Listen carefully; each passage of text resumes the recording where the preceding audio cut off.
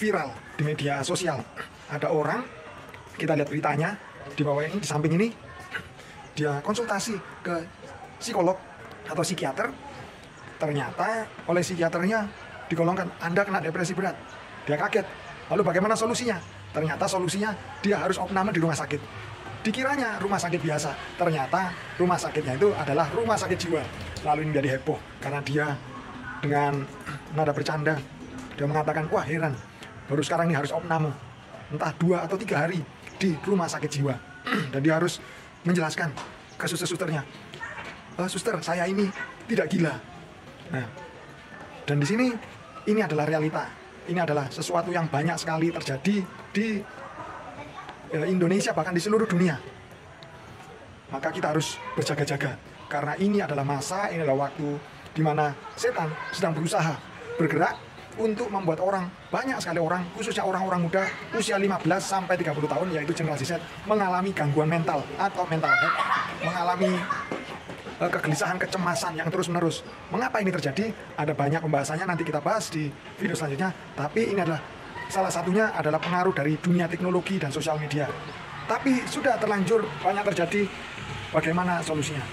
Dalam Yohanes pasal 16 ayat 33, Tuhan Yesus mengatakan, semua ini aku katakan kepadamu, supaya di dalam aku kamu memiliki damai sejahtera.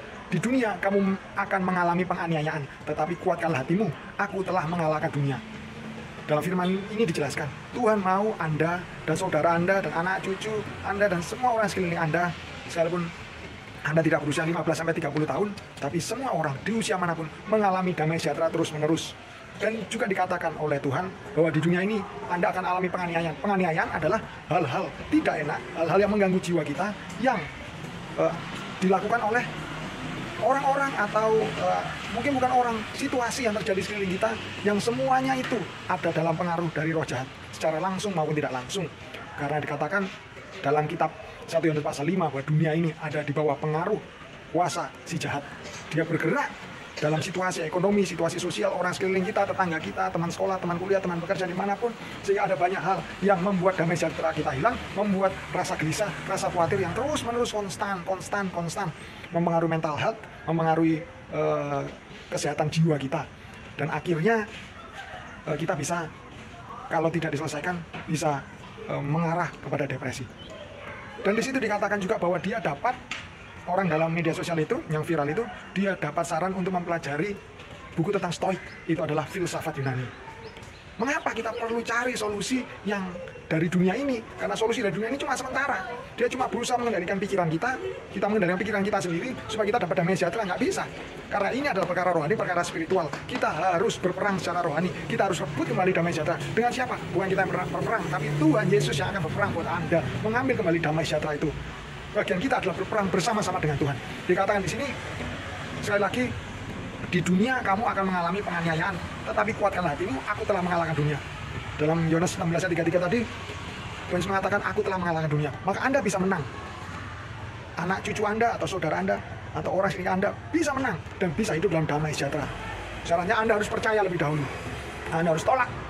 Dalam video yang lain, Anda bisa lihat di daftar video, saya berikan 3 tips bagaimana cara berperang dan merebut kembali damai sejahtera menjadi milik Anda. Tapi satu hal, dasarnya Anda harus percaya bahwa Tuhan mau Anda alami damai sejahtera, bahwa rasa gelisah, khawatir, mental ini bukan dari Tuhan, bukan juga Tuhan yang mau, bukan cobaan dari Tuhan, karena Tuhan tidak dicobai dan tidak mencobai, dikatakan dalam kitab Yakobus. Tapi ini adalah pengaruh roh jahat, kuasa jahat. Bukan karena Anda kurang kuat mental Anda, bukan. Ini adalah kuasa jahat, ini adalah roh jahat, ini adalah pengaruh jahat dari roh jahat. Ini adalah peperangan rohani. Dan karena ada peperangan rohani, maka Anda bersama dengan Tuhan Yesus bisa menang, dan pasti menang kalau Anda perangi. Inilah, yakinlah, percaya, dan bilang sama Tuhan, terima kasih Tuhan. Ini bukan dari Tuhan, aku akan berperang dan aku akan menang. Maka Anda pasti menang.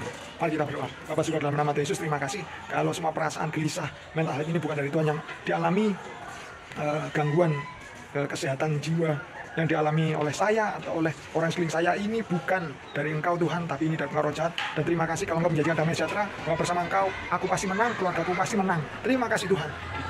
Aku percaya dan aku mau berperang. Aku mau belajar, ajari aku Tuhan, tuntun aku Tuhan Roh Kudus. Terima kasih Bapak, Tuhan Yesus, terima kasih Tuhan Roh Kudus buat firman ini dalam nama Tuhan Yesus. Amin. Tuhan Yesus memberkati.